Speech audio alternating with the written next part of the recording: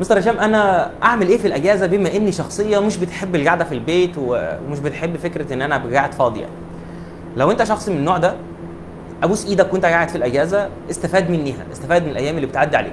ما تاخدش الاجازه اول اسبوع هتاخدها انتخه واللي هو صعب وريح بقى من الكليه ومش عارف ايه وهكذا، ولكن الفتره اللي بعديها هتلاقي نفسك محتاج ان انت تغير فيها. طب اغير فيها ازاي عشان ما تندمش؟ محتاج ان انت تبدا تتعلم حاجه جديده وتطور من نفسك.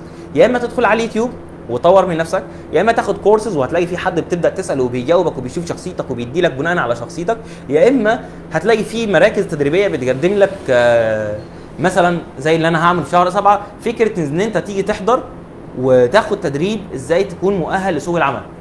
فده اللي هيعمل في شهر 7، فاروح للشركات ديت لان هي بتعمل لك ده مجاني، فاروح هناك واتاهل لسوق العمل واخد تدريبات في خدمه العملاء، واخد تدريبات في التسويق، واخد تدريبات في المبيعات، واخد تدريبات في فن الاقناع والتاثير النفسي والقياده. حاجات هتغير من شخصيتك بشكل كبير جدا، علشان لما تيجي ترجع للكليه مره ثانيه تبقى انت جاهز، ولما تيجي تخلص من الكليه تبقى انت جاهز اوريدي لسوق العمل.